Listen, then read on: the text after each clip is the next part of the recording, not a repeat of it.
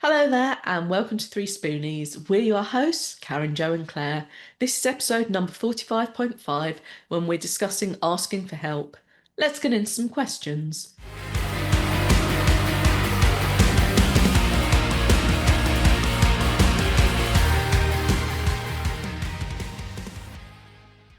Are you drowning in admin? Struggling to keep up with emails, invoices, social media, or the endless to-do list that comes with running a business? Then it's time to call in Vicki Admin Fairy, an award-winning virtual assistant who brings order to admin chaos. Vicki works with all entrepreneurs, regardless of their background or abilities, to take care of the time-consuming tasks that slow you down. Whether it's managing emails, sorting financial admin, handling social media, chasing late payments, the list is endless. She saves business owners hours every week, reducing stress and ensuring everything runs smoothly. With 25 years of experience, a flexible, client-focused approach, and a reputation for going above and beyond, Vicki adapts to your needs, making your business more efficient so you can focus on what you do best. And the best part? You'll have more free time to grow your business, boost profits, or just enjoy life without admin headaches. Want to free up your time and get your business running more smoothly?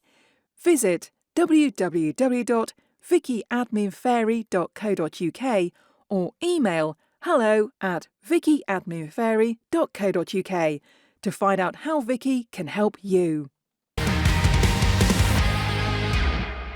Hello, I'm Karen from Pony Pony Pony. I'm Jo from Bright Cat Business Solutions. I'm Claire, your stay-at-home spoonie mum. And together we're 3Spoonies navigating our way through life and business with not enough spoons. So this week we have some community questions on asking for help. We discovered we are not the best at asking for help, but we can advise you like we're not total hypocrites. Then, yeah. Like, do as I say, not as I do? Yeah. Oh, I love it. Okay, so our first question is from Jamie. My friend is awful at asking for help. She'll accept it if offered, but will never ask. Is it acceptable to ask for help? I'm guessing it's on her behalf. Um, I'd say depends. Yeah, it depends on the Sit with situation. them. Yeah, and the situation. And if they're going to take it badly, and do you know them well enough to know if they will? It's also, do they need a bit of a push to ask themselves? 'Cause you don't want to be disempowering someone, and you don't want someone to be overly passive because they know their friend Janie's going to come in and sort it for them. But on the other hand, if it is something that would help and it's not a big deal, I suppose it would depend, like if it's something that potentially help lots of people, if it's like needing a break in a meeting because you can see your friend is sort of has been staring out the window for longer than is socially acceptable, and you said, could we have a break? Fair enough, but I don't know, would you want to go to HR on someone's behalf? That feels a bit Again, awkward. that it is awkward, but again, depends on the situation. True. But yeah, it's going to depend on your relationship with them, how they're going to take it, and what the actual help is you're asking. Yeah, Yeah. I mean, it might also be an opportunity to maybe get a line manager or someone in to talk to them and say, okay, what can we do to help? And then that gives your friend the opportunity to ask. Yeah, see, my brain goes on this is like, is it something for help in her personal life? Yeah. And I'm like, with that, I'd say the best way, because I think if someone does apply, like ask for help on my behalf, I don't know how I'd feel about it, because I'd have to be in the right headspace to want to apply for that help. Yeah. But it does But also say the friend accepts it if offered. So it's like maybe the barrier is asking. yeah, maybe have the conversation about it first and be like, look, I'll help you with this, and then ask for help on their behalf. Yeah. That could be a way. them, do they need help with something? And do they need help asking? Mm. But yeah, I think just going around and doing it might come off the wrong way. If you actually talk to them and ask them, find out, do they need help? And do they need help getting that help, as it were? That might be a better way to go about it. Yeah. Mm.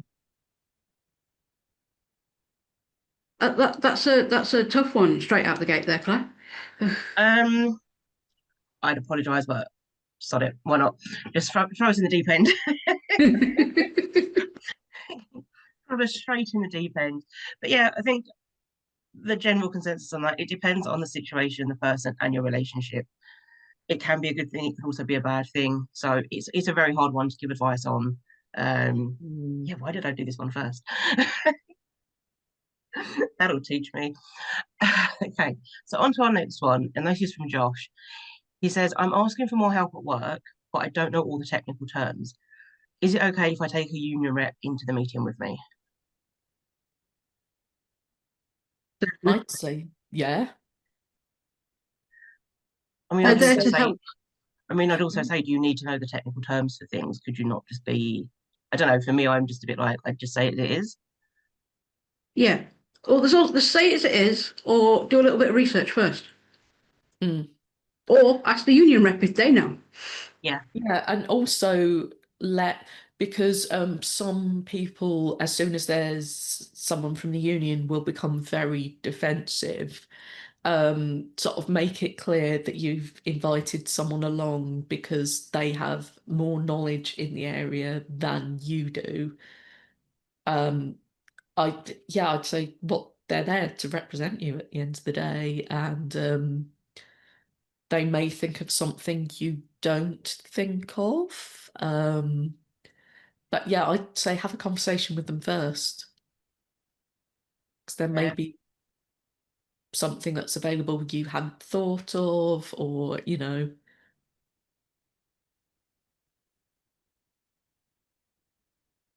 I think that works. And our final question is from Kaylee, and she says, my friend insists that she thrives under pressure, but she doesn't. Is there a diplomatic way to tell her that she needs to ask for help? oh gosh. Mm. Love that. She thinks she does, but she doesn't. I don't think there's ever a diplomatic way in situations like that. It's just kind of a kind and gentle conversation with a bit of Yeah. honest truth in it at the same time. Choose your words carefully. Don't be Yeah. mean about it, but be Maybe honest. write it out first before you speak to her so you've got it in your head and you know what you want to say. Yeah, also sort of starting it more generally. Like the fact loads of people are really proud of the fact they can multitask, whereas actually multitasking makes us all considerably less efficient. Um, it's also focus on why put yourself under extra pressure if you don't need to. And Yeah. I suppose Yeah. it depends what someone means by thriving under pressure. Is that I leave everything till 10 minutes before the deadline? Yeah. Yeah. Or is it just there's a lot to do and I'm on it? Or Mm. they've taken on too much and they're just constantly overwhelmed and yeah, it's I think we all like a little bit of kind of pressure to work under, but there's limits. There is. Yeah. Well, it depends on the person. Like it may be you can talk more generally about it, or it may be in the moment you're able to sort of kindly point out that maybe this wasn't the ideal thing and what could be done now, and then maybe look at that for next time. Yeah, it's a tricky one, isn't it? Especially if someone really prides themselves on like, I thrive in chaos. Oh no. But really, all you do in chaos is stress and make your life more stressful. It varies. I know some people do love the pressure of absolute chaos and work really well under it.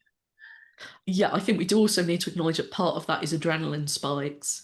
It's like Yeah, when you go on a roller coaster. It's, that Yeah. might get you through the moment, but do you then, like, after a big project or whatever, do you need to sleep all weekend, or do you go a little bit wobbly, or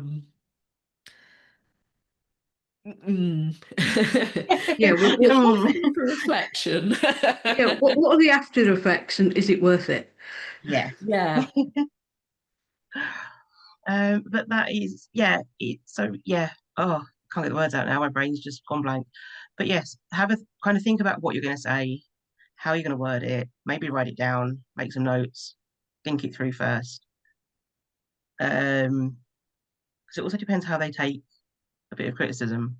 You know, what's the thing they say sometimes? I remember, when I used to work somewhere, it's like give them a compliment sandwich. So it's like Oh, yeah, really, yeah. No, no, try it's to. called a shit sandwich. It is, but yeah, Yeah, people say going something feeling really nice. good. Give them the bad news. Say something nice. Yes. Although that's not how sandwiches work. Like if I have a cheese sandwich, I don't have cheese either side with bread in the middle. That's a basic Could, misunderstanding of could you sandwich imagine how good construction. that sandwich would be if you did though? Not a good way to make toasties, though. No. No, very, very burny for toasties. But yes, before we digress onto food, that is all of our questions on asking for help, which we are terrible at. We're great at giving people advice for help. We do check in on each other as a little trio to see how we're doing. We still don't really ask for help. We'll kind of be like, We what can tell we each other do? to go do things. Yes. Mm. We're really good at supporting each other through the help that we need, but they're never situations we can kind of physically do something for. So sometimes just having the moral support is good enough. So, thank you for joining us for 3Spoonies on asking for help. We'd love to know your thoughts in the comments and any questions you have. If you enjoyed this episode, please subscribe for our weekly podcast and leave us a review. You can also buy us coffee if you like what we do. Links will be in the show notes, and we'll see you next week for our next topic, improving customer service for disabled people. Have a great time and keep track of your spoons.